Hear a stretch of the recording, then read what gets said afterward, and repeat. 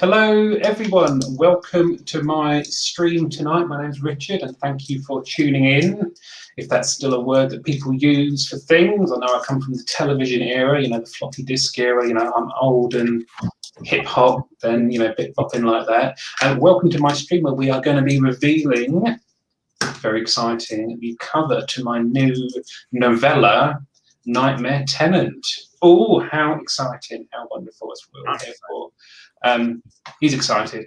I hope everyone's excited. So let us start with me. Hello, it's me. So let us start, shall we, by introducing our wonderful guests through the magic of technology. Ooh, that's flash, wasn't it? Whoa. So the first one is Bethany VOTAW, who has joined us all from somewhere else. Now we have the wonderful Chris Kenny, and you've all got a different effect. So who knows how you're going to appear when your little circle comes up. We've also got the lovely Martin LeJeune. He's going over there. Okay, you stay over there. Hey, it's that guy I am. And there is the inimitable Victoria WREN, who is very kindly joining us. Oh, that's enough of that. And last, but certainly not least, is the man with the eyebrows, Shawn. How exciting. So what I shall do now is, let's get rid of them. Yeah, you've slid over into oblivion. We shall start with the lovely Bethany. Just tell us a little bit about yourself. There's Bethany. Hi, thank you for having me on. Where do I start? Hi, my name is Bethany VOTAW, and I met Richard. Honestly, I have no idea. I don't know. How did we meet Richard? I literally have no idea. That's a good question, which I don't know the answer to. But he's beta read my books. I've beta read his books. I have read this book, so I'm very excited to see what it is, what the cover is going to look like. And if you want to know more about my writing journey, just sign up for my newsletter, BethanyJVotaw.com. There we go. You'll find everyone has got their socials and websites in the description below. So let's go to our next guest, which is Mr. Chris Kenny. Let's click on his button here. There I am. Hello. And thank you for having me on, Rich. We've known each other for a very long time, since high school, which, God, that's going back, what's that, 15, 16 years now? That's the American term, isn't it? We call it secondary school. Yeah, I'm trying to accommodate. Oh, don't worry about them. They get it wrong all the time. Yeah, and we've connected a lot recently. I don't know, what's it been now? Like 5-6 years, maybe? I think it has. We've kind of just we've drifted like giant icebergs back together. Great, it's glorious through our love of writing, which is why I'm here today. Yeah, so I write books, surprisingly. And here is my latest release. What a stunning and amazing book. I would thoroughly recommend it. Thank you very much. And yeah, I'm looking forward to seeing this cover of yours. Very exciting times. Thank you very much for joining. We'll now go to our third guest, which is this chap. Oh, there we are. So introduce yourself, Mr. Martin. Tell us about yourself, what you do. Hi, I'm Martin. I'm a writer. I wrote this, which is a short story collection. I met Richard when I travelled from the south of France to London to post a parcel. There's a story in that of itself, isn't there? Yeah, I was a visual effects artist in a previous life and did some work on some films together. And I'm very excited to see his cover of David Tennant or whatever this is. I mean, you said on Facebook you thought we were doing cover songs, which is not happening. Oh, not happening. Okay. I'm sure it'll still be good. We hope so. Thank you. So we should now thank you, Martin, for introducing yourself. That was very, very suave. I shall now go to our fourth guest in our quintuplet of amazing wonderfulness. Click on her button now. Hi. Hello. Hello. Thank you for having me on, Richard. I'm Victoria, and I think we've just met really just through the Discord channel that through Bethany, and I've beta read for you, and I think you've read my book as well. I recently published my own book, which I don't have here to hand. I can't believe you've all got your books, and I forgot to bring mine, which is really stupid. But it's called Wild Spirit, and it is a fantastic book. Really good. I was really pleased with it. It's such a gorgeous paperback as well, so I've got to give you credit for that.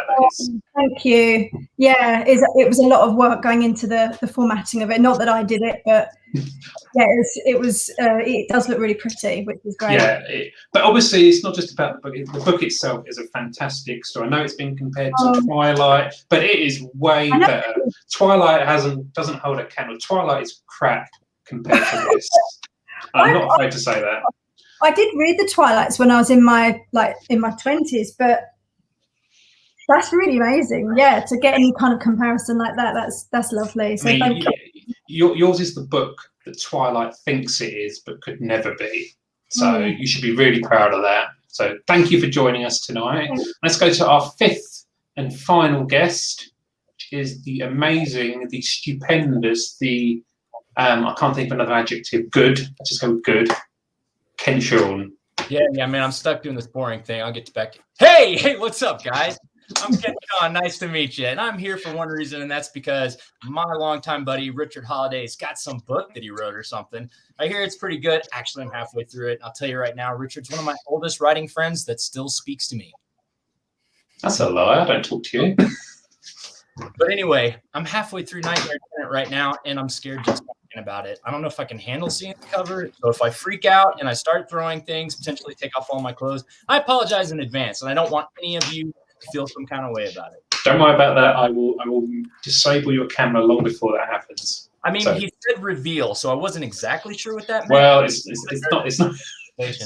it's not that kind of reveal. So let us go back. Thank you, Ken. It's a pleasure to have you on. Even though I did your stream last time, it was good fun. I should now click this button, which hopefully does what I want it to do. There we all are. So we are looking at this blank slate, which is slightly enigmatic. Let's see what the audience are up to. We have some good comments already. We have this comment from Clara saying, Martin, are you a bandit? Sure, we'll go with that. Let's go with that. We have the amazing Hannah Palmer, who wrote this stupendous, wonderful, scary book, which you should all buy and read. Thank you. We have, well, I'm glad they've impressed someone then. Thank you. I spent about 20 minutes doing all of this earlier today. Hannah says, this feels like a game show. Well, the prizes are sitting with me right now. Oh, you.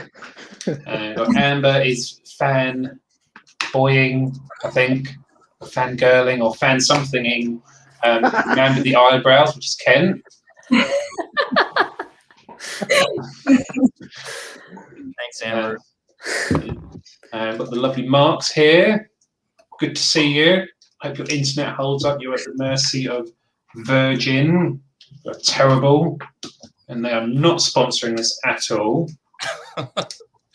Are you not going to hold up Mark's card game? I don't know where I've put it. So here it is, Imagination card game. No, he has actually made a lovely card game called Drink, which for someone who is a teetotaler, I am the world champion of. I'm really good at it. So, you know, something to talk about. We've got Gary from Film on Film. It's nice to see you here with your Gary hair. It's cool. Hooray! So is that a hand with Wi-Fi coming out of it emoji? I'm not sure. I can't really tell. So that's really good. What else have we got? Kent here, a cover song is not outside the realms of possibility. Well, you know, we'll have to wait and see. He's not been drinking yet, though, you know, the day is young. What else we got? Bethany wants us to strip already. I mean, Bethany, what's wrong with you? I was responding to somebody. Oh man! Thought you were on your burner account. I know. Hannah is going to be paying me later. Yes, she will. Your invoice is in the post. Who's what we got? Calm down, Lord North. Who's North? I'm not really. Got the lovely Victoria, who is also here. She's kind of split herself into two. We've got the amazing Pete Patel. Pritan, it's nice for you to join. Good to see you. I know you'd love the drinking show. You do like a good beverage, but it's nice that you've come to see us all. Do appreciate your support. So let's get rid of all that. So we are going to go, shall we, go straight in to the cover reveal. You know, that's what we all came for. Let's get this out of the way so people who've got other things to do they can be done, they can go away, they can go and get on with their lives. That's what we want. We don't want to take up too much of people's time. Jess, we're here forever and ever. People's time. Listen, you've taken up many 3 hours of my time with your very long live streams. I do like the fact you're doing them earlier, though. It does help. Victoria's time, who wouldn't come on my live stream. No, it's not that. I did. It's come on for that reason. I was just nervous. But right. Oh, you shouldn't be nervous. What's the worst that could happen? I mean, that you read my stuff out loud, and that's the worst thing. The worst thing, I had to read my stuff out loud, which was terrifying, but with lots of lovely comments. So, the thing of the time is here. Drum roll. Whoa! This is not the cover, by the way. Wow, it looks so good. Oh. I know. That cover. I know you're a Doctor Who fan, but that's ridiculous. It's a bit on that. Well, I should have made it red. So the question is, who wants to see the cover now? Let's see how the chat are responding. Are we all excited? We're all hanging on the edge of our seat because we are about to reveal in stylish, amazing glory the cover to my book. Bethany says Sned.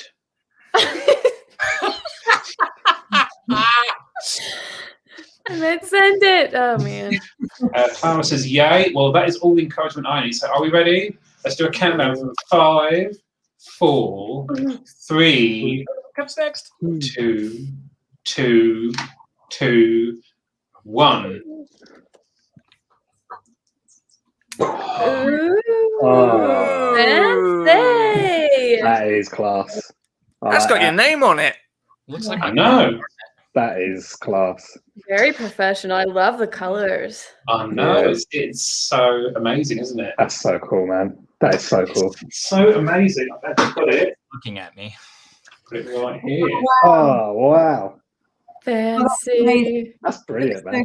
I'm slightly intimidated by your professionalism here. What? No professionalism here. But that's not the only thing we're revealing tonight. So we are going to move this button now. Oh. The release date. Whoa, that's like I know that. Crazy. Now, this puts me under a little bit of pressure because I need to edit this thing. But What? I said just a little bit of pressure, but you know, I think pressure focuses the mind. So no, that's really good. I said I would release this in Q1 2021, and by golly, I will just about make that. To be fair, you said you were going to release it last Halloween. Martin, you are encroaching on the discussion that's about to come. Yes, this did originally start off as a Halloween 2020 short story because we all needed to be scared even more during 2020 because that year wasn't horrific enough as it was without more horror and frightening stuff and, you know, just general dread because, you know, we didn't get enough of that last year. But yeah, I was going to release it on Halloween. That clearly didn't happen as I've slipped into some kind of time vortex, which unfortunately hasn't happened. And it was going to be a 12,000 word short story. It is now sitting at 42,000 words because, as people who know me will probably, you know, attest to, I just can't shut up. I love Bethany's reaction. Fancy. Thank you. And nothing like publicising it. I'm taking your advice. That's true. That is true. I am more scared if Martin begins to sing cover songs. I think we should have that happening. Amber thinks it's spooky. Well, I'm really glad it's scaring you away. It should be chilling you out. So, that's all done. So we can now get rid of this. And now let us press this button. Oh, how about that? Got rid of all my rubbish. Who's that guy? So, Rubbish. So This is like Brady Bunch. I'm just trying to figure out how I look at you. Was I good? Did I do it? Oh, great. I mean, I'm still young enough to not really know what that is. Oh, hang on. I forgot to show everyone what it actually looks as an ebook. Oh, go back to this.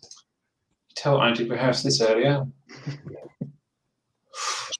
Oh, Whoa. How does that look? It's not actually that thick, don't worry. That's just how it came. How did you make that little graphic? That's really cool. I paid someone to do it. Did you? I did. That's awesome. That would I don't have one.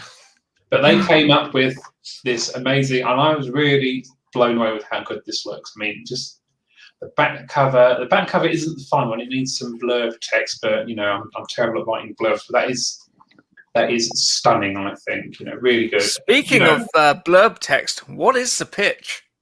Yeah, what is it? Ooh. Crumbs. Let us. Hang on, Ben's got a good comment here. Makes me think of a post-apocalyptic London or a pre-apocalyptic. Oh, shots fired! Shots fired because I have been to Swindon. Sorry, unfortunately. And I can confirm it is a bit of. You know, I think I took my inspiration a little bit from. I was born in Croydon, which is not something I really should be admitting because Croydon is a dump. If it helps, I was born in Red Hill. I mean, that's just even worse. Chris, where were you born, out of interest? The lovely place known as Mitcham. It is absolutely astounding in its cromulence, Glory. isn't it? It's Glory glorious. is the word you're looking for. Glory. Glory. I What love the the heck? looks of confusion from people who don't base their social standing on where they were born. Yeah. Bethany's What asking is- what. I almost feel like it was out of my hands. Bethany, Swindon is a place from which you never return, basically. It is a wretched hive of scum and villainy, allegedly. Yeah, but you can find the Millennium Falcon in places like that. Exactly. You would, You I do think, not I think, find the Millennium Falcon in Swindon. I mean, if you do, it's up on bricks, probably. Ben confirms that Swindon is trash. Well, I'm not sure you want to be admitting that, Ben. We all had such, you know, a high regard for you. We all thought you were, you know, of a higher stature, but clearly not. Don's here, and he's ashamed that no one knows what the Brady Brunch is. Brady Brunch? Oh, that's another novella to write, isn't it? The Brady Brunch, where they all turn into carnivores, not carnivores, cannibals. I'm sure you'll have no copyright issues at all. I just changed some of the names. It's fine. They're going to find and replace. But yeah, so that is what is happening. Let me just see if I can find the button to change the view. There we are. So, do people want to know what the pitch is for Nightmare Tenant? That is a good question. That's a good question that I'm trying to pad out while I think of an answer for it. Basically, the idea for this is it's set in an old tower block, which has been long abandoned and dilapidated and disgusting, which is not unlike Croydon, you know, full of disgusting areas.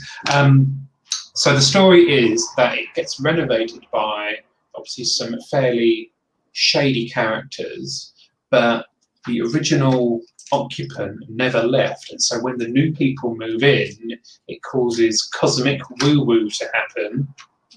How we describe it. Basically, bad stuff starts to happen as the monster who lives at the top of the building exerts its influence. How does that sound to those that have read this?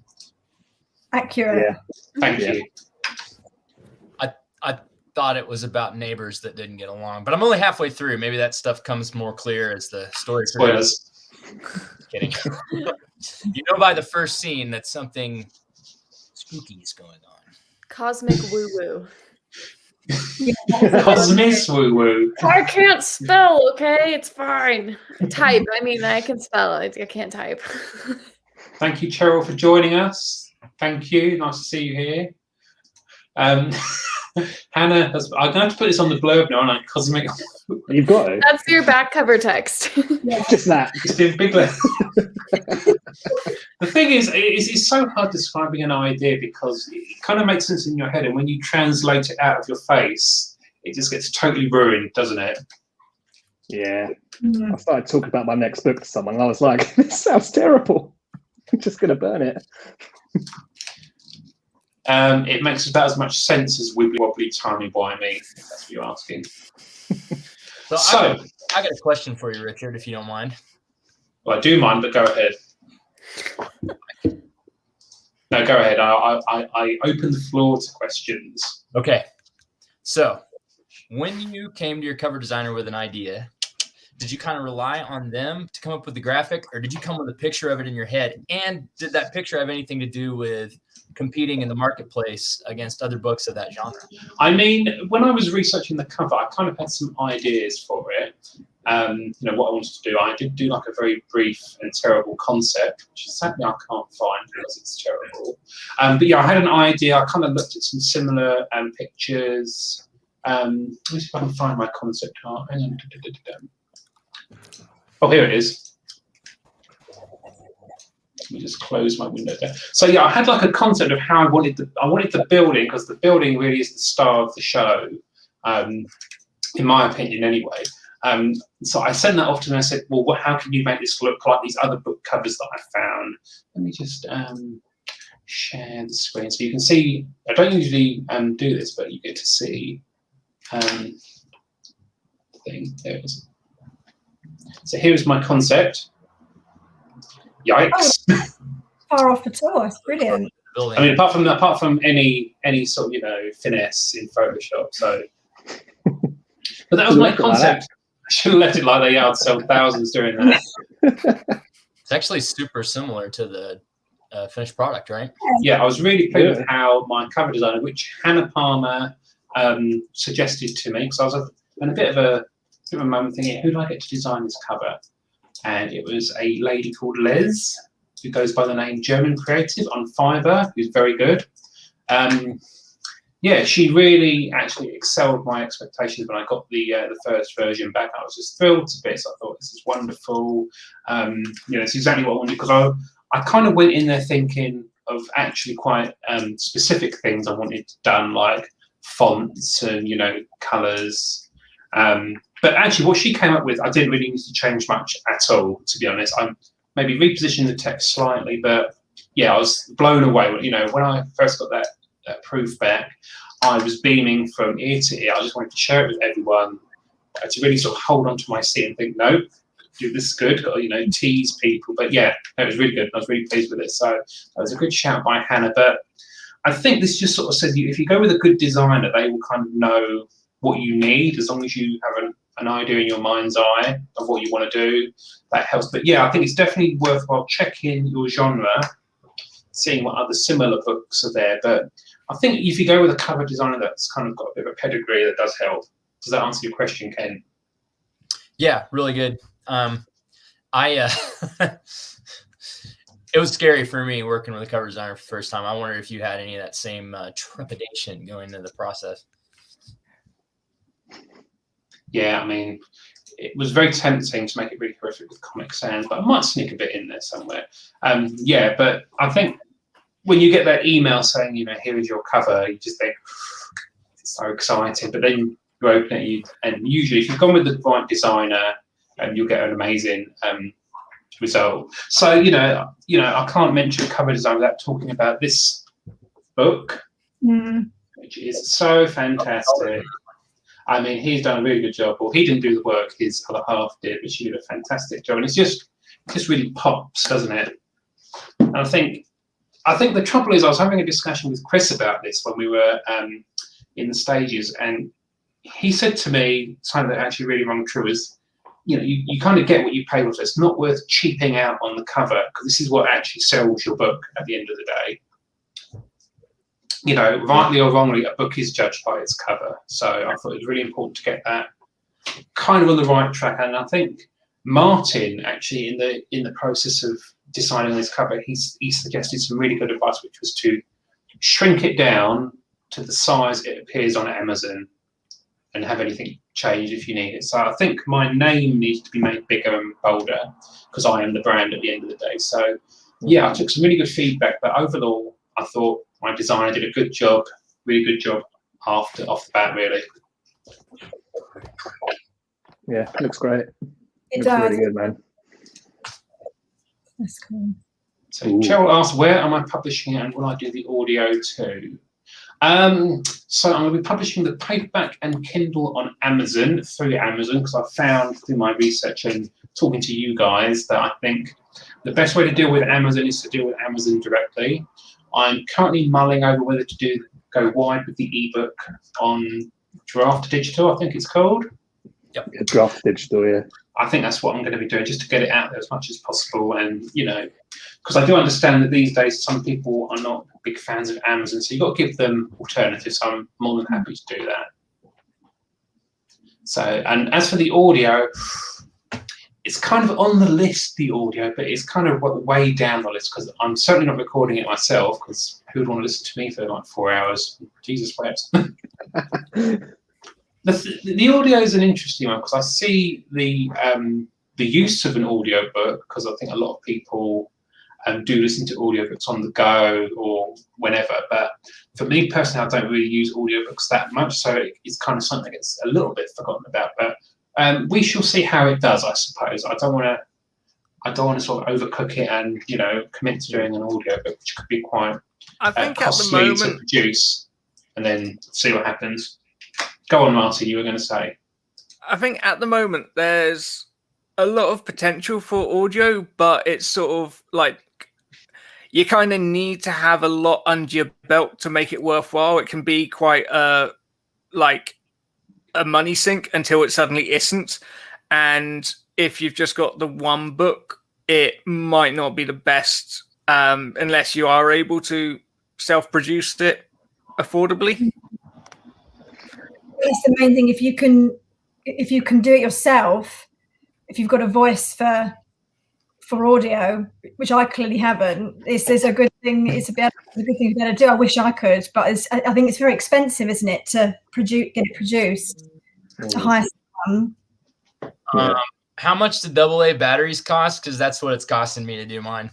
So I'm doing all my own stuff, and it's way harder than I thought.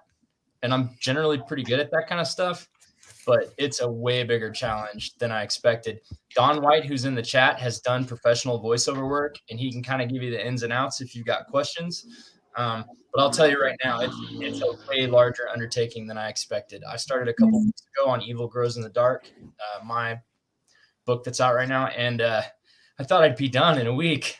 I'm not done. So Cheryl makes a really good point here that I'm quite lucky that I know a lot of actors with good voices. I mean, I think yesterday I actually published, again, one of my audiobooks that I made of a short story I wrote about 8 years ago.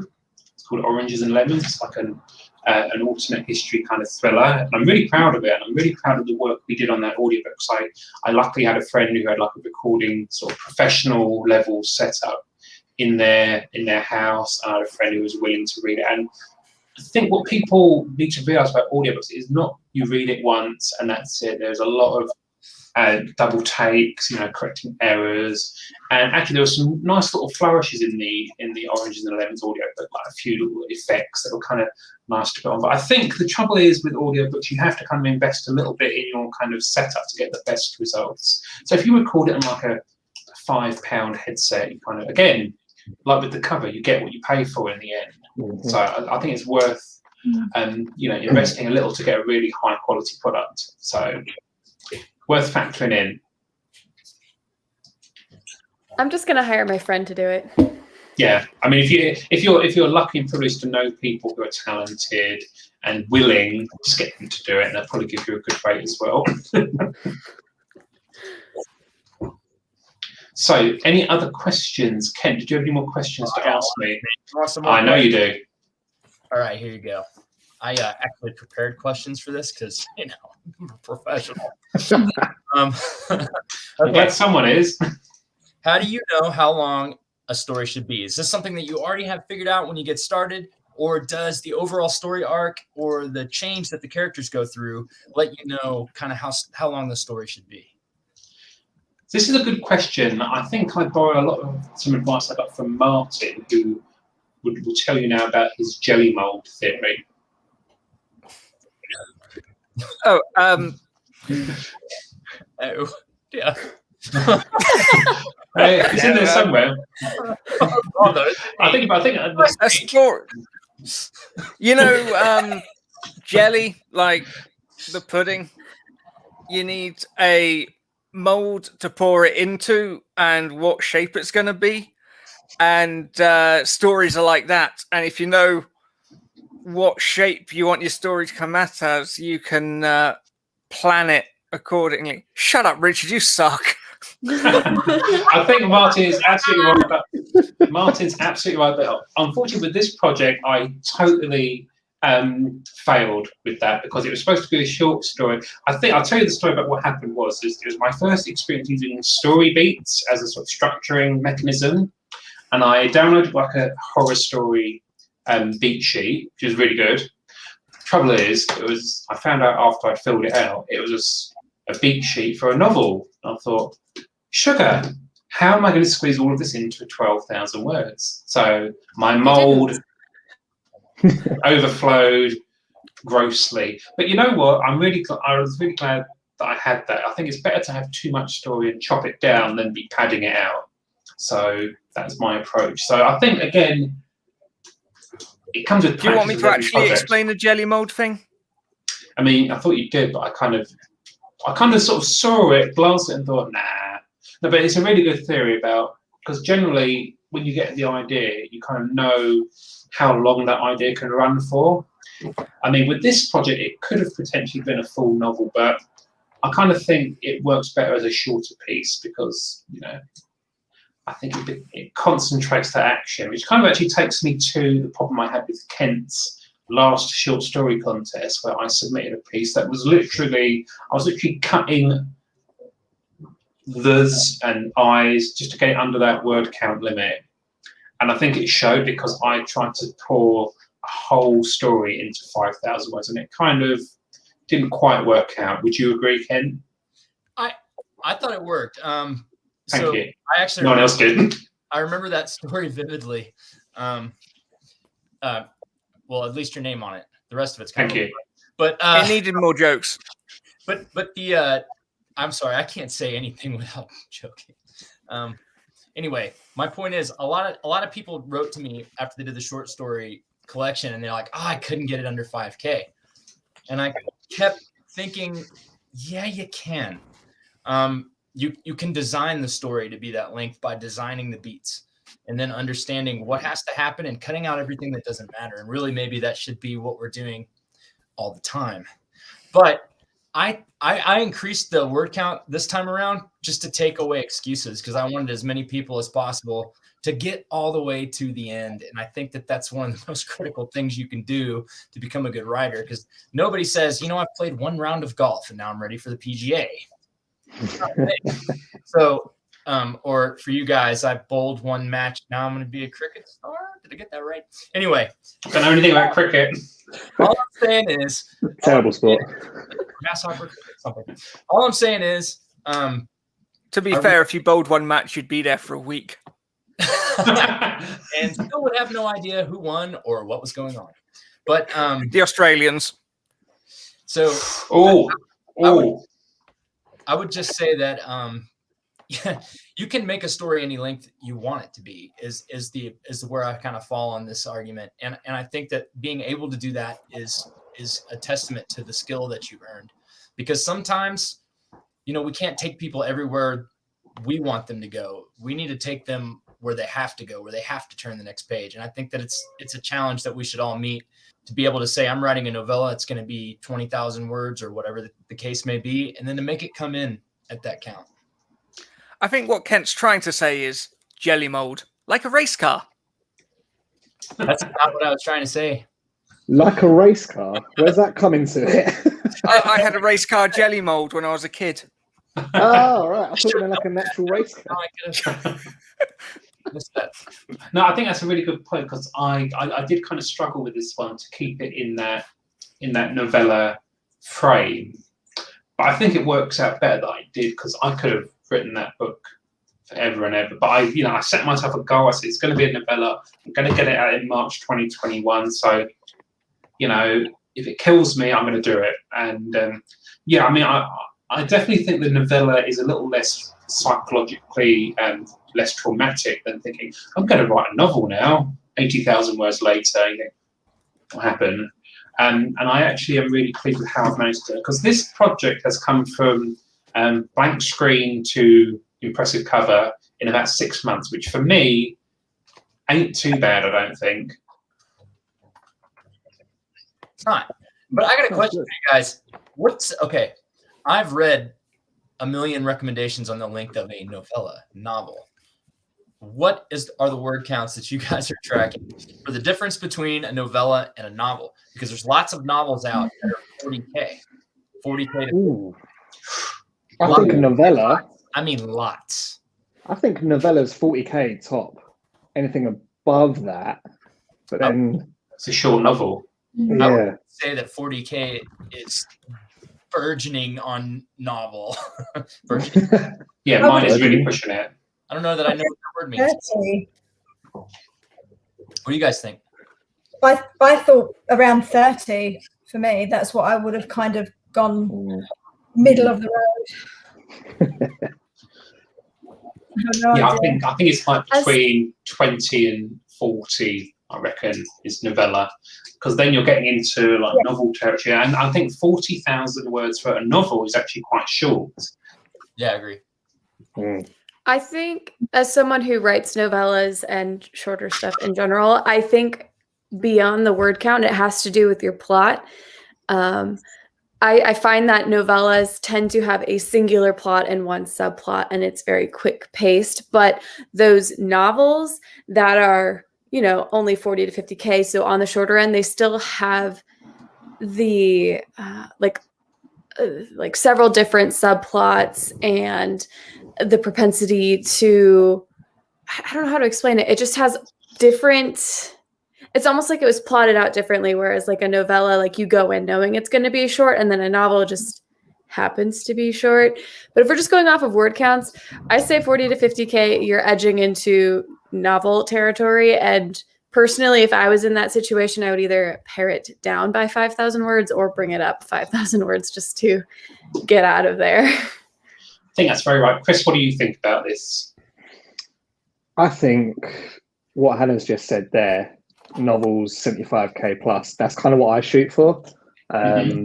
I have never written anything short in my life, so that's probably a challenge I need to do.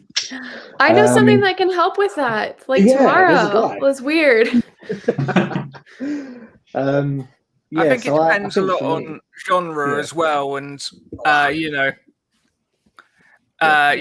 you're going to have very different qualifications for a romance versus an epic fantasy.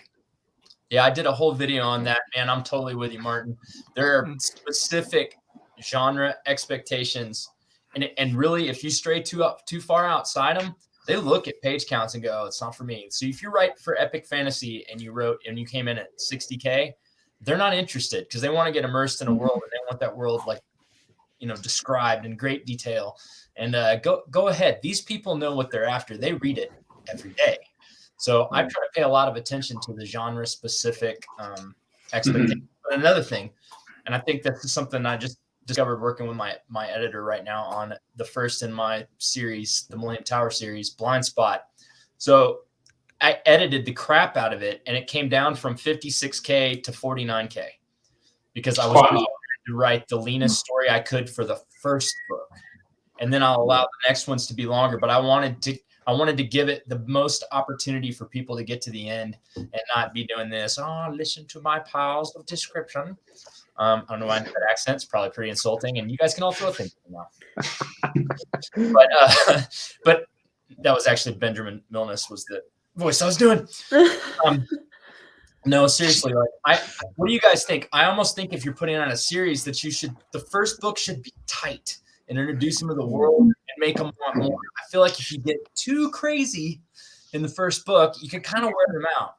What do you think? I think you're absolutely right there, Ken. I think that if you're doing a series, you don't want to intimidate the reader with this sort of like 800-page sort of missive and think, well, if I'm going to, that you want to give them like a little bit to commit to, and then you hook them in. It's like, well, speaking of hooks, this book does a really good job of hooking you in to a series, which I need to read more of. Hurry up and write it, then. we need it. But I think also it's kind of important to make sure that your series, that your first book does actually have a beginning, middle, and it stands up on its own in a way. So I think you've got to make a good balance there. But I think you're right. There's nothing quite as there's nothing quite as annoying as a book that doesn't actually end and then just tells you there'll be another book.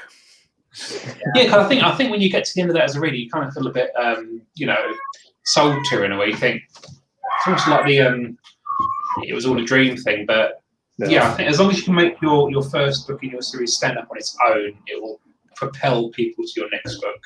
So there's someone right here who does a great job of that. Victoria WREN is amazing at both leaving you with a cliffhanger and giving you a satisfying resolution in her book. Thank you. Oh, you're welcome, and thank you because it was. There it is. Thank you. Look how amazing that is. So, Victoria, do you plan that out carefully, or do you just kind of let it happen organically to make that happen? So with the first book, I feel a kind of massive fraud in the room because I was really like I sat down after losing all my work in the lockdown and just wrote what I felt, and then it kind of got halfway through, and then I started to plan. I started to feel like it was coming together, and I started to plan. But no, with the second and third, and I have nearly finished the third, so That's so exciting. I'm really excited. It's definitely been more planned, and with the series, it's endless possibilities. I think what I worry about is just adding too much in and confusing people. And I did message Bethany a couple of days ago, and I was like, I think I've got too much going on. I've confused myself. But then you're writing it, so you're in the middle of it. But I have no idea if that answered your question. I'll just go on. I liked it too much. I liked it. With you, and I didn't feel like yours did. But I mean, I really like a lot going on in the book because I think, and I think that you take readers for granted when you think they can't handle stuff. Exactly. Yeah. You can't just let them. You have to trust that they have understood what you've written. So I think you did really well with this one in that it was a full, complete story, but you left something at the end to lead into what's happening next. I was like, oh. Doing that, I love thinking, how can I really like leave it so it's like, oh God. Yeah, I know what you mean. I mean, I kind of get what you're coming from in terms of you wrote it as like a standalone, and then you keep thinking, oh, I've got more ideas, because I'm working on a post-apocalyptic thriller, which some people here have read, called The Thaw. Who's Team Burton here? The Thaw, yeah! So it's funny. That book started as a standalone thing, but I've got about the idea for about 5 more books in that series. Oh my God. And I'm actually intimidating myself thinking about that, but I'm thinking this could be a really good... But each of those books is going to be its own thing. I mean, it will help if you've read the preceding ones, but I keep thinking you got to make sure they're their own discrete works as well. But it's really exciting because I never really planned that to be a series. I mean, when I was writing it, I kind of thought, oh, potential ideas for a couple more. But now I've got about this bare bones of about 4 or 5 follow-ups to that, which kind of excites and terrifies me in equal measures. That's good, though. That's good to be feeling that, And it's good to sort of be like, I really feel for this idea, and it's good to have ideas in the tank as well, because I think that was another question that Ken had prepared about ideas. So, Ken, do you want to ask that question? I do have another question. It is. I think it's a really good idea. So, idea generation. Everybody. It's probably the most popular question that authors get asked when they're being interviewed. Like, I pretend I'm being interviewed when I'm in the shower. Anyway, people ask them, where do you get all your ideas? Richard, where did you get your idea for Nightmare Tenant? I'm out of focus. So my idea for this, I think my idea for this came from basically I have the idea of the setting first and foremost, because I think, as you and Bethany will certainly attest to, I am Mr. Plot. I am plot. I just love plot. I have a problem with plot. So I just had the idea of the sort of haunted tower, because my first foray into horror was this book, which I wrote for university. Yay, awesome. And I based this on one of my favourite authors, which was James Herbert, God rest his soul. And he is an author I really respect because he is like very, very plotty. But anyway, I had the idea for the setting, and I kept thinking this would be a really good setting for something to happen. So I always have the setting first, which I think might be a weakness for me in that my characters are kind of victims of the plot, so to speak. My characters exist basically to have bad things happen to them. So my idea is just to tell a really good, brutal, gutsy story and then have things happen. So, I just had the idea for a setting and I thought, so this book is basically a haunted house story of the very, this archetypal nature. So I thought to myself, these sort of abandoned tower blocks have a very bad reputation in the UK. It's like a thing. I'm thinking that's the right idea for putting something spooky in. And I was kind of inspired a little bit by two things. First of which was High Rise by J.G. Ballard, which I read a few years ago, and I thought it was bloody awful. I mean, conceptually, it was really good. But, this sort of, breakdown of society in a tower block. The trouble is, nothing happened. It's like nothing happened. I kept thinking, where's the juicy stuff going to come out of? And whoa. Quick vamp. I thought he'd never shut up. Let's how y'all been? Isn't it just a beautiful day here? I can't stand his writing. I'm just here to be polite. Space. Where was I? I didn't even want to press there. I'm still going to press any buttons now. I'm not going to press any buttons. So I read High Rise by J.G. Ballard and was not impressed by it. And I thought I could do better.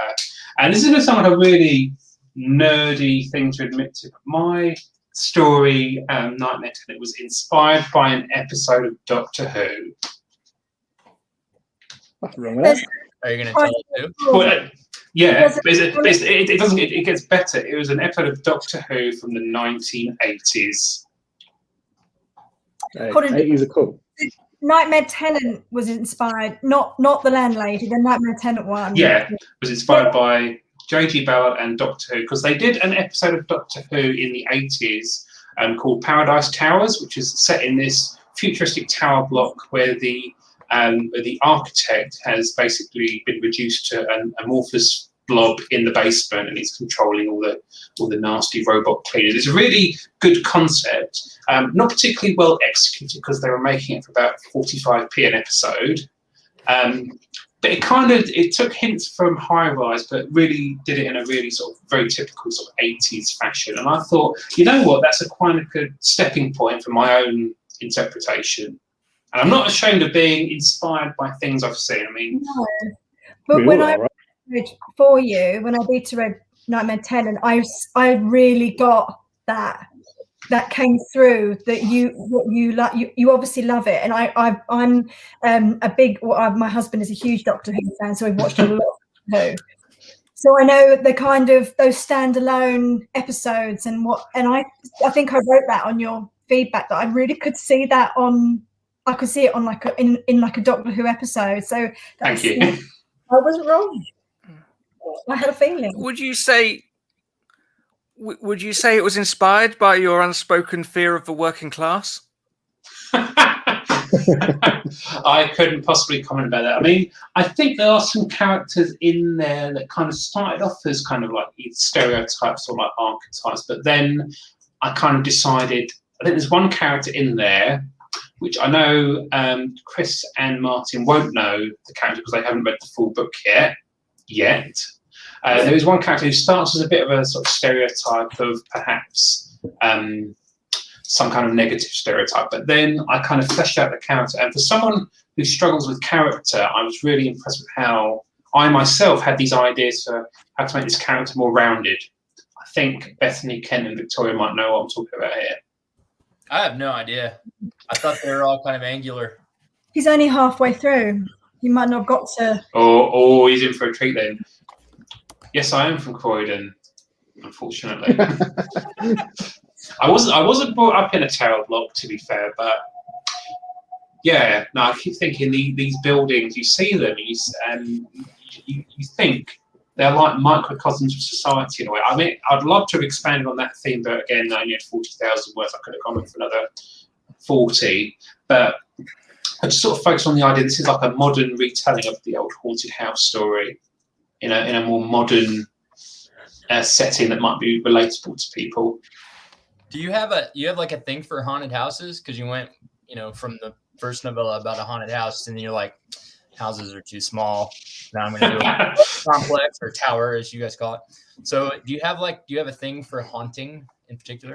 I'm not massively experienced in horror, truth be told, but I keep thinking that is certainly a thing that I seem to gravitate towards, because I think in both stories I've kind of latched onto this sort of vaguely supernatural, but I don't like to spell it out. Mainly because I don't know what the actual supernatural stuff is. I mean, I've got ideas for it, obviously, but I kind of think it doesn't need to be said in a way. It just needs to be hinted at.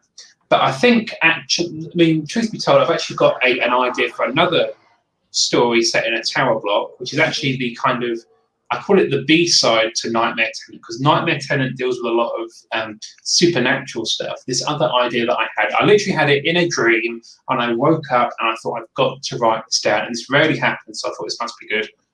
And it is like totally not supernatural, but it is going to be probably either equally as horrific or more horrific. And that's it's in my notes, so it's not going over. But I kind of think it's a ripe area to kind of explore from a writing point of view. There's so many different takes you can make on the haunted house or the haunted tower block, or these settings. It sort of appealed to me really much. And yeah, you just sort of, if you have an idea, go with it. And you think it's got legs, you go with it. As a guy that's written a lot of horror short stories and has never set out to write a horror short story, I don't actually know. I don't really consider myself a horror writer, even though I just published a horror book. But I honestly set out to do the worst possible things to my characters that I can think of. And Me too. I don't know why I do that, to be perfectly honest with you. And it's kind of a joke. It's kind of a meme in the author community. Ha ha, I'm torturing my characters. But there's probably something really wrong with all of us. Oh, yeah, I think writing is a healthy outlet for it. I always say it's cheaper than a therapist, and then I use my villains to do all the stuff that I'm thinking about doing to you if you piss me off. That's relaxing. And Benjamin, I don't write jokes for streams. The original short story I wrote for your competition, Ken, and then which is now in the anthology.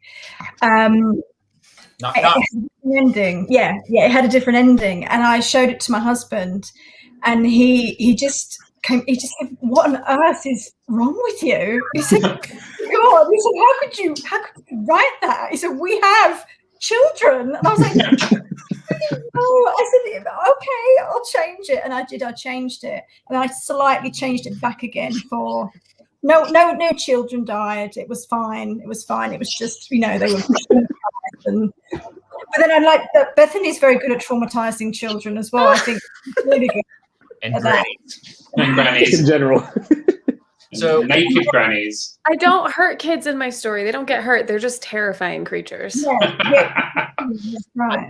I think there's something, and in the psychoanalytics called it the cathartic method of psychodynamic cure, where a lot of us kind of carry a lot of things we're scared of rattling around in the hallways. Colin's here. Hey, welcome, Colin. And they kind of carry it in the back of their head. And I think one of the reasons they like to read stuff like Stephen King or any kind of scary and a little bit potentially gruesome piece of fiction, I think it kind of lets open those doors into those rooms where there's no light and it's getting a little musty in there. And I think it's good for I think it's kind of good for everybody to kind of just dip your toe into those nasty places every once in a while. Letting Colin see this amazing color. But yeah, you make a really good point. I mean, I see it as my sort of outlet in a way, I think it's a really healthy way to sort of write. And again, I'm like you, Ken, I do terrible things to my characters. Things I would never do in real life, he says. Yeah, I have a question. Go ahead. Who is your favorite character and why is it Beth? Beth. Oh, Beth. Now, the thing about... So there's two characters in this book. Beth and There's Ed. there's more than two, obviously, but there are two characters, Beth and Ed, who are twins or young children, or I think they are twins. Now, I've never really written children before, so I didn't really know what to do with them. So I had to kind of make them, little scamps, really. But yeah, no, Beth was quite an interesting character. I kind of see her as a bit more level-headed than her brother Ed. But unfortunately, bad things happen to good people. Don't Life spoil. happens. No spoilers. I'm halfway through, man. Jeez. Yeah. I'm not saying anything else. But yeah, no, Beth was quite an interesting character. But I wouldn't say she was my favourite character. I found her quite awkward to write in a way because I find children awkward to write. I think for all characters, I kind of just give them. I kind of go for the everyman character, but it's quite easy to write and do bad stuff too. Bethany, who is your favourite character? I honestly really liked Ed. I thought he was interesting. I thought he added a playful piece to it. It's that simple. I thought you did well with that. I'm surprised that you thought you had a hard time writing younger because it came across nice and natural. And I write a lot of kids, so. I think I was struggling to write for their age, but I think they were about 9 or 10 years old, so they're not quite toddlers, but they're not quite teenagers. So it's quite a hard age to write if you're not too familiar with that kind of age group. But it was good fun. I mean, they do kind of propel the story a little bit. Kids being kids. I like that they started it with. Well, this isn't a spoiler, but like you're introduced to them pretty early off, and I just thought it was interesting that we got to see the setting through a child's eyes because I think that they tend to look at the world a little differently. So like just crafted writing wise, I thought that was an interesting choice because you could kind of dive into the setting a little bit more and it doesn't come across as an info dump because it makes sense for a kid to really overanalyze and see things. I think it also gives you the opportunity, if you're doing it through a kid's point of view, you kind of get to amp it up and then they don't get believed. And that gives you a bit more tension. Victoria, you've read the book. What would you think about the characters? Sorry to put you on the spot there. No, I was going to say, I was just going to add in, I really like the family dynamic. I thought it's a good way to keep the story going if you keep it focused on that family because you really I really identified with them and the situation that they were in, not to spoil it. But also I liked, oh my God, you have put me on the spot. The Chowdhuries. There you go. Is that how you say it? I said the Chowdhuries, the next door neighbours. Yes, I like them as well. They were sweet, and I think that's good because with those tower blocks, when I was a kid and I used to drive past those all the time. I grew up in Walthamstow. We used to see them all the time, and I used to always wonder about them, like or what the kind of different families would be that were living there and all those community. So I think you really did that well in the book. I think one of the positive sort of aspects of those sort of tower blocks is you never quite know who's going to move in, do you? Exactly. You wouldn't know, yeah. But like anywhere, you can't control that. But it's like all those different cultures and families all in that small space together. Mm-hmm. And it is a very condensed space, isn't it? And it does kind of like really amp up the tension a bit. I will say I was really surprised by how much I didn't understand the setting because I'd never done apartment living. I was like, what the heck is a lift? What is a flat? Of course it's flat. It's the ground. Like it just took me a minute to like get into it, but I found that very interesting. Yeah. But as someone who's never really done like tight apartment living, it took me a minute. And I'm quite lucky. I've never really lived in an apartment, like in a block of flats, as we'd call them. I know people that have. I think my parents did at some point. But yeah, I think I'm not ashamed that it's very British. But don't worry, lift is an elevator. Flat is an apartment. I mean, apartment in this country kind of means a bit more of a classy flat. I don't know if my fellow Brits might agree. Bit more upmarket, I suppose. You get flats, then apartments, then you get houses and bed kind of sits. like, well, that's like that's grim, isn't it? bungalows as well. All That's sorts. That's where you go to retire and spend out when you can't climb stairs anymore. But yeah, I thought as in terms of a setting, give it a go. I've got sorry. I've got an interesting comment from Colin. He's looking forward to reading because he lives in a 14-story block. He doesn't live on the 13th floor, does he? I think Ben puts it really well as well. So in the UK, do they have 13th floors? I actually think I did a little bit of reading about this, and I think some blocks are a bit superstitious. They leave the 13th floor off. So originally the block was 13 floors high or 12 floors high with a 13th at the top. I kind of thought that was a little bit on the nose. So what I did, I basically just did 12 times 2 on my calculator.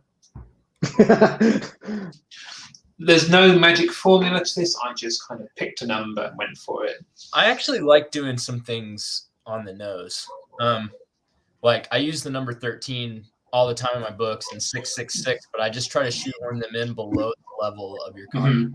You can't have them like turning up at like apartment 666 or at 13 Baker Street or something. It's a little bit sneaky. I hide it places though. Yeah.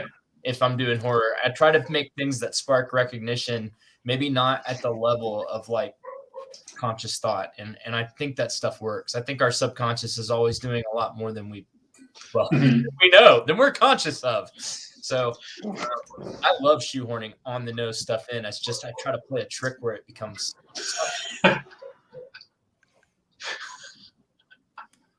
Oh, and Colin is himself living in a haunted tower block. Whoa! I like how he's smiling on that as well. Like, Colin, Since you got the picture up, I've just got a question. Go ahead. Format, as if I'm diverting, but did you do your formatting yourself? Have you done everything yourself inside the book?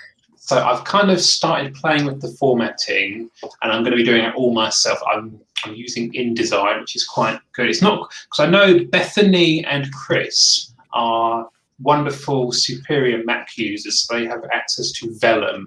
We are better than you. Well, it remains to be seen, doesn't it? And I have to say, this Vellum software looks absolutely magical. You just put your book in and click a few simple buttons, and boom, there's an ebook or a print book. Now, I've got plenty of ideas for the inside. I'm kind of limited by how wide my spine is. It's not going to be as wide as it is in the picture, don't worry. I wish it was now, actually. But yeah, no, I've got some ideas for the insides. I'm going to keep it kind of classy, but not too ostentatious. Does that answer your question? Yeah. No, it's just interesting because I have to, at some point, format an ebook myself, and I have no idea what I'm doing. Victoria, just send it to me. We'll get it done so fast. So there is Victoria's first page. Yeah, there's no way I could do that myself. Although I don't know. Yeah, I can't do that. I mean, I'm looking at that and get a bit anxious thinking, how did they do it? I'm thinking I'd have to do that myself. But I think he does, the guy that did mine, I think he does use InDesign. So there you go. I don't know. There's a way. I'm sure you can. Oh, Ben. That's really depressing. It's really depressing. I mean, wow. So why is there that stereotype? Is it just because it's cloudy? Because I lived in the Pacific Northwest and you don't see the sun for freaking ever. Is that what it is, or do you guys really not like your country? I said a bit of both. Depends. I think us Brits are very self-deprecating because I'll say I'm from Croydon and I'll be the first one to say it's a dump. Some people say it's quite nice. Who's to say? Yeah. But yeah, we are very self-deprecating, us Brits. But you know what? We would not give up our shitty existence for anything.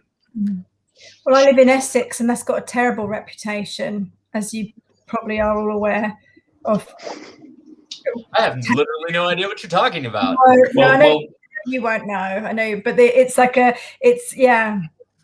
a whole thing about Essex and.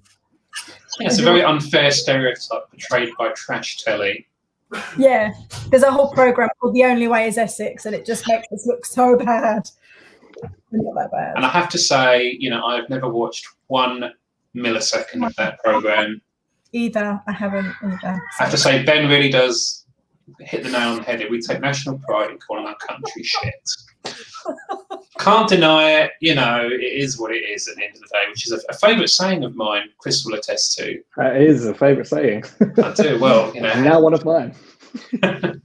But yeah, I think especially with the tower block setting from my book, I think in this country especially, tower blocks are quite associated with.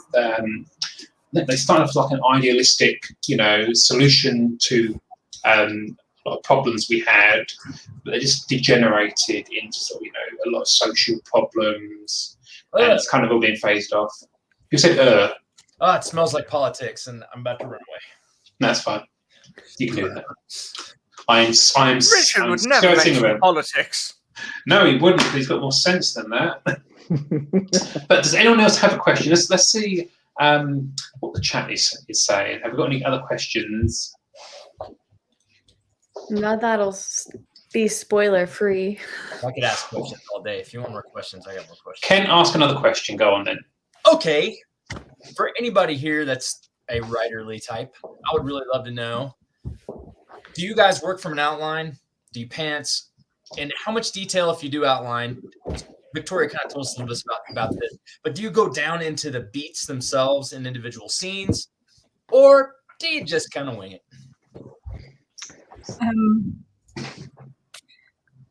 I'm not going to. I'll let someone else go first. Spreadsheet. You talk. Chris, you tell us about your secret, because I know the secrets of how you wrote this. My secret. I am horrified and amazed in equal measures. I sit at my Mac. That's right, a Mac. I have a blank page. I just start typing, and whatever comes out, comes out. Complete pantser. I don't plan shit. It all just comes out. Well, I hope you don't plan shit. Well, I need to plan shit, but you know. Yeah, no, I just literally, I don't outline anything at all. Maybe that's something I'll learn to do in the future if I want to churn out books faster. I think it's something I've been telling you for ages. Plan. I don't get stuck though. I never get that writer's block. I just kind of do it and I edit it after. You know what I mean? It's like you said the other day, Ken. It's way better just to get 18,000 words down. Doesn't matter. Oh yeah, like I pantsed my first 750,000 words of fiction, and the books got done, no problem. I have no problem getting out words. It's just that the works themselves are meandering and require so much more editing. I got tired of having to kind of recover the same ground over and over again with just a few minutes of planning. Like an outline is a book, as I'm starting to discover. Like that's a creative work of fiction where you solve the problems and design the story, and then the actual writing, you can actually put more art into the writing itself once you've solved the artwork of the turn of the scenes in the story. That's a new discovery for me, because I didn't do that before, and I'm actually finishing a book right now, and I'm thinking I need to outline more, because I need to spend more time on the art of the story and the art of the prose, and you're not doing both at once. You're not. Did it help you write it quicker, do you think? I write really fast anyway. I've written a 250,000 word novel in about 3 months. Wow. So I write, I write about 2,000 words an hour. Wow, that's great. Without an outline. With an outline, weird things are starting to happen. Like I'm hitting some sprints, some 20-minute sprints that are over 2,000 words. That's amazing. I mean, my typing is crap, so it's just a constant. I think the trouble with it is you just have to sort of slam the words down, get it down. I mean, it doesn't feel like that though. It doesn't feel like that if you practice it. It doesn't feel like slamming words down. And the odd thing is, as I reread, I'm expecting it to be like super clunky, and it's not. On our last Don't Drink and Live, I wrote, I think 1,600 words in 2 10-minute sprints, and didn't have any chance to edit anything except, kind of trying to spell check as I went. And it wasn't as bad as it could have been. And I think that, like anything else, really what we're avoiding when we learn to write faster is our mind wandering and hitting backspace and overthinking. So in a way, you kind of get into a trance. It's actually more creative, not less, in my opinion. It's really rewarding when you get into that state of mind. You just think, whoosh. I mean, you know, with my projects, I mean, my first NaNoWriMo novel that I wrote in 2010, which will never, ever see the light of day, ever. He says I've probably got it on the shelf behind me somewhere. Yeah, I have. I'm not reaching for it. That is awful. I literally just pants that. But with every project so far, I've kind of refined my outlining process. I kind of feel having that skeleton really helps. So with the Thor, I literally went with the very basic, kind of like, you know, archaic 3-act structure. I broke everything into 3s. So the first act was in 3 groups of 3 chapters. How original. But you know, I wrote this book, Nightmare Tenant, with a story beats outline. I have to say, it really helped. I kind of worried a little bit that I was going to go a bit formulaic and kind of, you know, be joining the dots, but I was quite impressed with how much I came up with, and it did kind of get me thinking of what I needed to be putting in. So I think having an outline, I mean, some people outline for months and they have pages and pages. I just like to have like a rough sort of like roadmap, signpost, and then that gives you the creativity and the space for the scene or the chapter or the part to just kind of take its own life and kind of wander a bit. But I think the main thing about outlining is if you don't do it, you're going to lose track of all the little details, and those things do add up, you know. Yeah. And it's much easier to fix it before you've written it and to have to go back and if you trawl through 100,000 words looking for that tiny little reference to what colour shoes X was wearing at Y or whatever. I think Mark, you go on. Can I just say real quick that outlining doesn't mean that that's what I'm going to write. Like, I change things as I go. You can't control when the great ideas come. That's really true. Outlining is thinking. And if you think about something, then you've thought about it. And you're giving your brain things to work on. So every day when you sit down to write that story and you're thinking over what's coming up, and as you start to write the scene, it may not come out the way you envision. But if you're brave and you just let what comes out at the moment come out, and then you go back and change your outline and figure out a way to make it work, I honestly think that's because you thought about it. It's because you took the time and slept on it day after day. That really kind of creates the environment in which those new ideas can grow. I never depend on the ending of an outline to tell me the ending of a book. And I very seldom write the ending that I outlined. It's not how it works, but it's the thing that makes outlining special. So yeah, that's really good. I mean, when I was writing the Thor, the hardest thing to outline was the middle. I keep thinking, I've got the beginning, I've got the end, now I've got to think of stuff to fill in this middle, and it was really tricky. But when I was outlining Nightmare Tenant, I knew what beats I needed, and that really helped. I want to ask Martin about his revelation about outlining that he uses, and I think it's really good as a tip we can all pick up on. Martin, tell us about story sheets. Spreadsheets, basically, because you can't have fun without a spreadsheet. And now I can't have a story without a spreadsheet. And I actually have a video on this on my channel. Richard, do your thing and make a link appear. And can't do that. I'll put it in the description afterwards. Basically, I sort of have a word count, but I'm all right. It's not that dull. I have a word count, but I'm aiming for, and then work out how many scenes that would roughly be, and then break the story down into quarters. So basically the 3-act structure with Act 2 split in half. So you have usually something around the middle. I used to sort of go into more... I don't think it's coming out. I used to go into like more detailed like templates, but now I'm just sort of like, right, start, middle, and end, something in the middle, something towards the end of, Act 2. And so I'll, split it into quarters, and then I'll jump around. So I'll say, this is roughly where I want to be at the start. This is where I want to be at the end. This is where I want to be at the midpoint. This is where I want to be at the end of Act 2. And once I've got those, I can then fill in the blanks between them. But I've also done what Kent's talked about, where you write a scene and you go, oh, that wasn't what I planned at all. It's a lovely surprise. And you think, oh, it doesn't. Then you think, oh, my outline. I'm up for Craig. Sugar. What am I going to do? But you have to leave your outline sort of malleable difficult enough to kind of accommodate that. I think, Martin, your thing about having your sort of like target word counts for this section kind of helps you keep it under control, would you say? Ish? Yeah, people either think that's a brilliant idea or look at me like I'm some sort of monster. It's like people are just like, how can writing be fun if you're not just completely confused and lost and crying? But I found that the value in outlining is that it really helps you achieve a much more polished and accomplished end piece at the end. You know, you think you come out of a draft thinking that's quite good, needs work, but you don't come out like first draft is usually like, oh, how am I going to fix all this? But I definitely think as I've developed as a writer and an author, I really think you've got to find the right amount of outlining that works for you. You can't think, oh, I've got to write a literal scene description for everything before I start. You can literally just either have the bones or put as much meat on it as you like, as long as you find something that works for you. But obviously, I always listen to other people's hints. But yeah, I think the story beats thing was revolutionary for me, especially when writing this.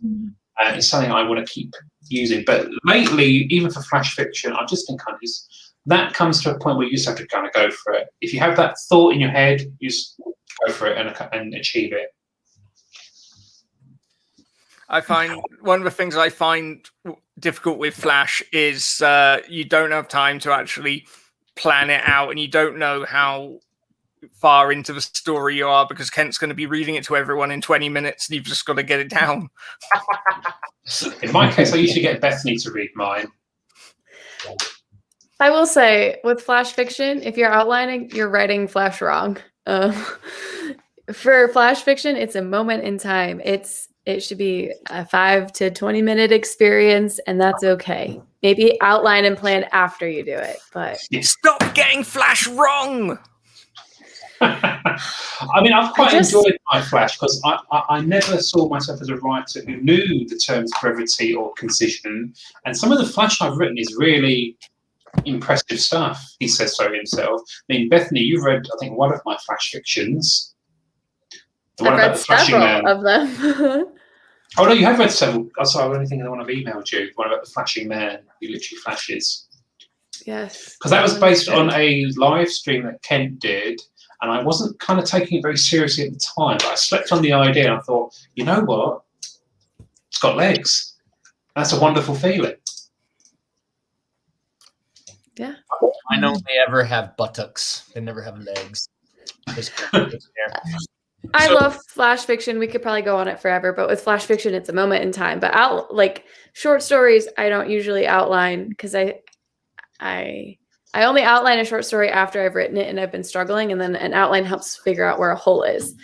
But I know a few people in my life, Kent is one of them, where they can look at an outline and be like, yeah, you're going to struggle with this one thing. And I can tell by the way that you've planned it out. And for me, I tend to have way too much internal motivation and internal conflict and not enough external. So like he recently looked at one of my outlines and he's like, you're going to struggle with this. I'm like, yeah, you're probably right. So it was something that I really had to focus on before I started writing, because I knew I was just going to be writing myself in circles, trying to find that external conflict when I just needed to decide what it was and whatnot. I think an outline in any capacity will show your strengths and weaknesses, but it's also nice to be able to share it with someone who can have an outside perspective. I think that's really good. And I think the key thing I've learned is your outline should be for you only. So don't worry if it's a mess, as long as it's organized chaos for you, because you don't really have to show it to anyone. It's like an internal document. So I try initially to keep my outlines kind of nice and clean, but the thing is, writing can be creatively a bit messy. So it's absolutely fine to jot down ideas, think, oh, this can go there, this can go there. As long as you can pull it all together at the end, it works out. But yeah, I think I've had like a few epiphany moments of how I can do it better.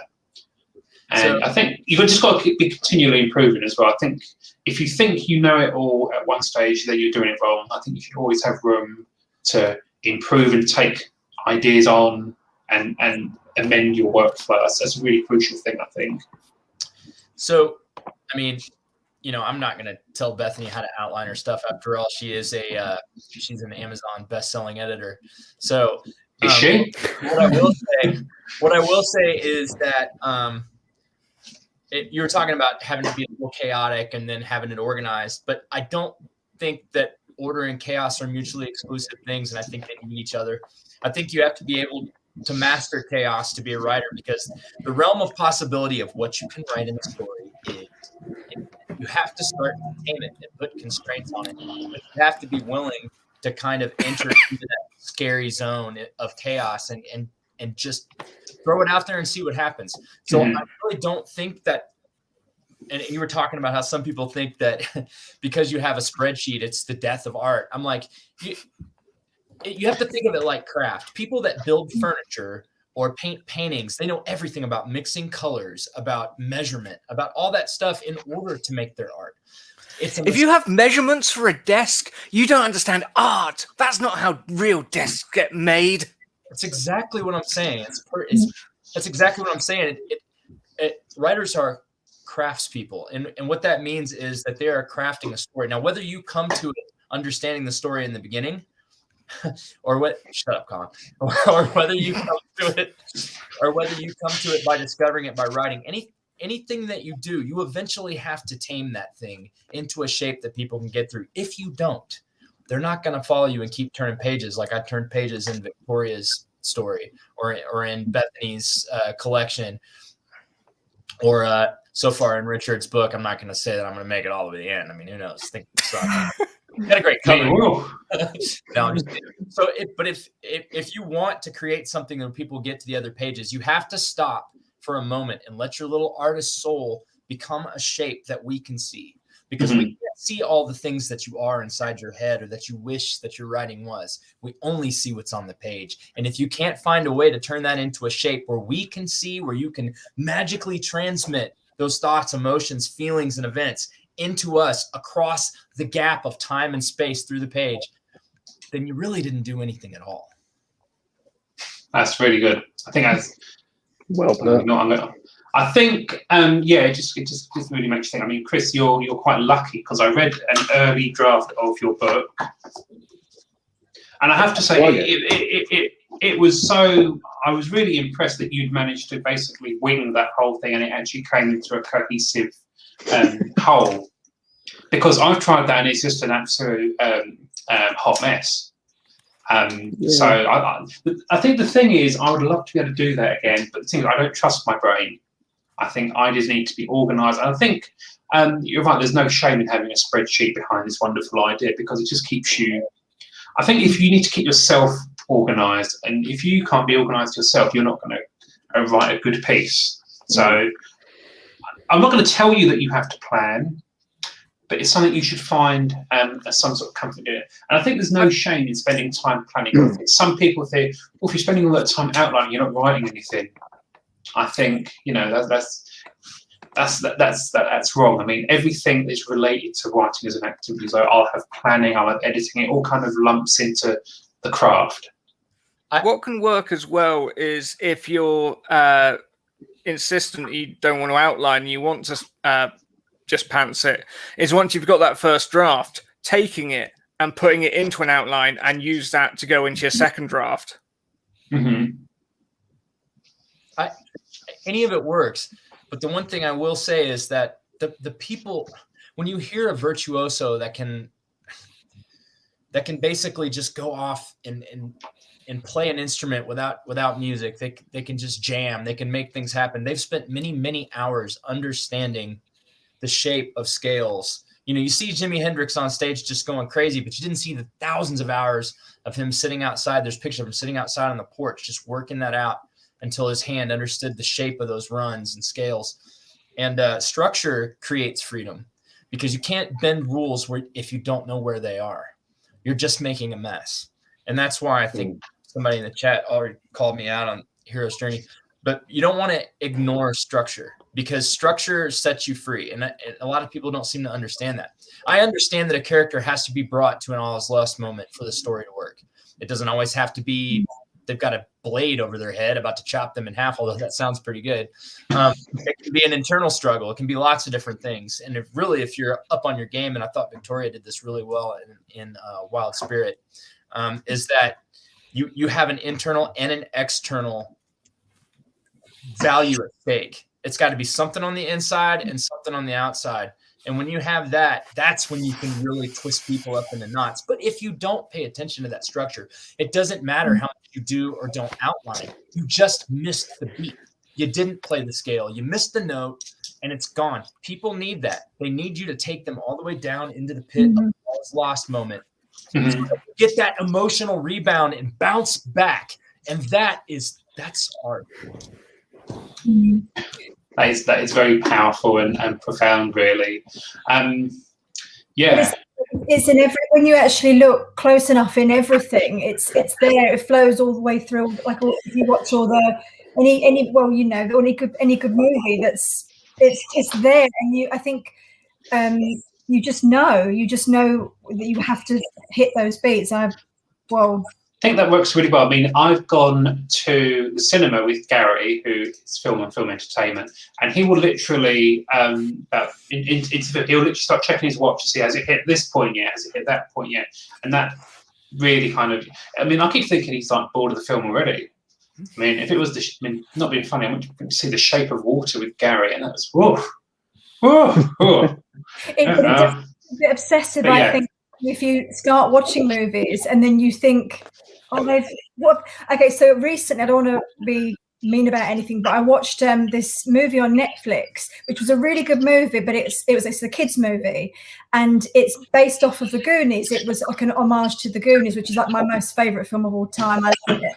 And but it didn't start. The movie didn't start until like about 45 minutes in, and I was like, what is going on? And all of a sudden it kicked in, and all those beats just suddenly kicked off. And then you're like, this is actually like a homage to the Goonies. Hopefully I'm not the only one that loves that movie. I love it. Oh yeah, you gotta love it. I used to live there. Did you? Oh my goodness, where they filmed it? Yeah, right by Haystack Rock. But anyway, it was weird to watch, and when I started getting annoyed watching this movie. I was like, why hasn't the you know, she's not kind of, I'm really not going to rattle them off very well, but like she hasn't had the refusal of the call or whatever it is. She's not started to go on her journey yet, and then all of a sudden it was like halfway in, and then she started her quest. I was like, it's already over now. But it was. Yeah, I know what you mean. I mean, as a writer, it's hard not to sort of view stuff from that kind of prism. But I think it's important to be able to distance yourself a little bit and still enjoy it for its own sake. But yeah, it does become really hard not to judge or become like thinking, I can see that trope. I mean, this is actually one of the problems I had with Guardians of the Galaxy, which is a film that friends of mine will know I, unpopular opinion time, did not rate. Didn't get on with that one because I could see the tropes, I could see the characters were quite thin, and the thing, it became very predictable, and that disappointed me. I kept thinking, I thought there was going to be a bit more depth, a bit more layers there, but I just saw it as a load of tropes. And the thing is, tropes are not bad, so you know that's a good thing to establish. But I think the art, it comes in kind of disguising them underneath your own creativity. If it's just a trope that you can see a mile of, that's not very rewarding for me. So that's why I kind of struggle with that. But I do try to sort of distance myself when I'm a reader or when I'm a writer. Like at the moment, I'm doing Bethany's little short story compilation.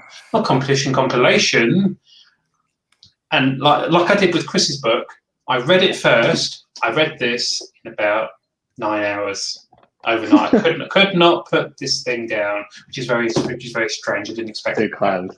Yeah. But I think it's important. It's important. Yeah. I'm going to be very rich by the end of this, aren't I? You and Hannah are going to be paying me. But I think an important approach I'm taking now is I will read it first as a reader, and then I will go in and add commentary. I think the worst thing you can do is read kind of commentary as you're doing, because it takes forever. But then it's good to have that kind of reader's mind and writer's mind, and kind of switch between the two. It depends on the phase that it's in. If I'm beta reading, True.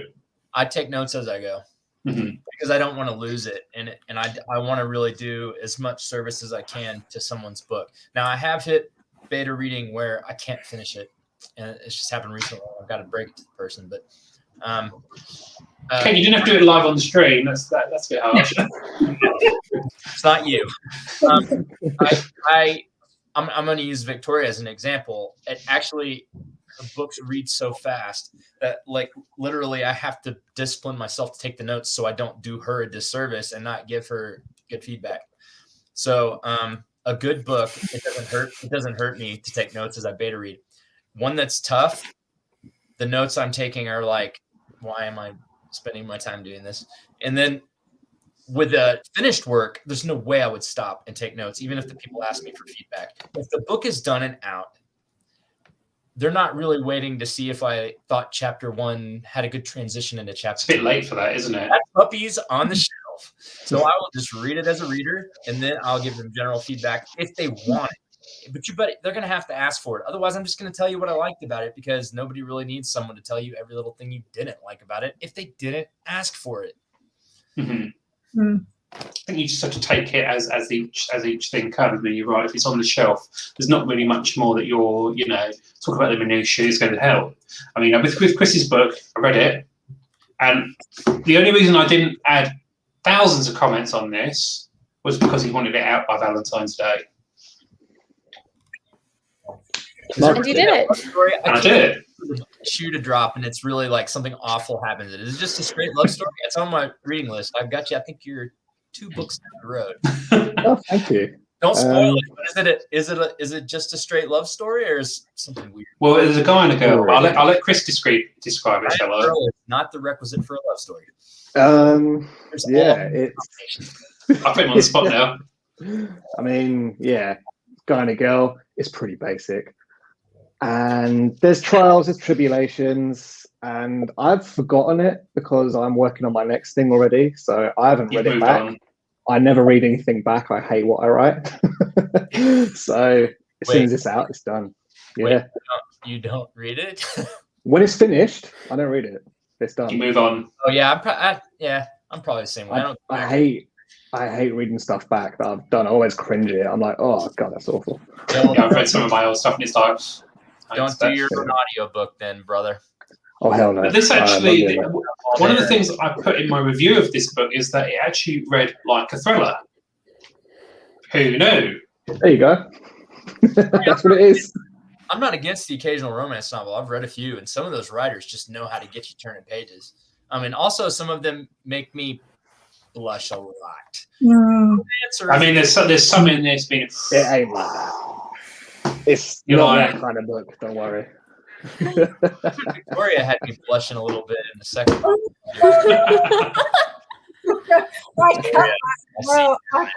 I mean, it'll be funny. This book, when I proofread it with my university class, of which some are in the chat, I think Rosie's there. This has a scene in it that I was waiting for them all to read. I won't spoil it. I read it, Richard. I've read that book. Yep. And you know what I'm talking about then? Recorded act. Yeah. I'd say it was like waiting for a bomb to go off in this workshop, and they all just cracked up. It's not that bad.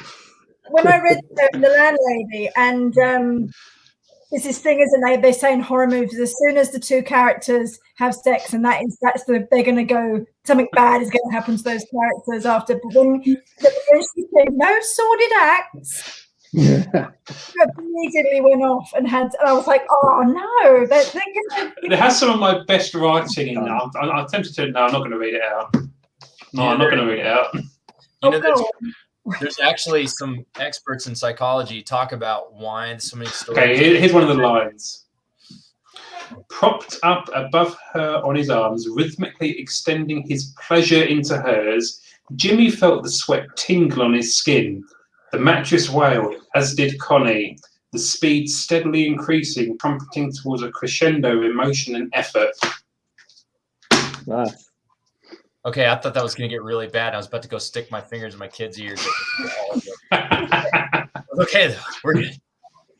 But that actually had a point because it was based on the author I was kind of homaging, James Herbert. He did write a lot of stuff like that. Bless him. Turns out he used to handwrite his novels and get his wife to type them up. Don't know what she was thinking. She must have I want to. He needs to give me tips. I can't get my wife to do anything. There's no way she's typing my novel. I would just throw something at me. Are you out of your mind? I mean, Chris, you've read some more of James Herbert stuff. You must be thinking, what did that poor woman have to put up with typing away? There's a lot, yeah. There's a lot. Whoa. Yeah. Bless him. Well, okay. Ben, I still want you to read 50 Shades of Grey in an interesting voice. There you go. Challenged on a live stream. He's got to do it now. Interesting and 50 Shades of Grey do not mix.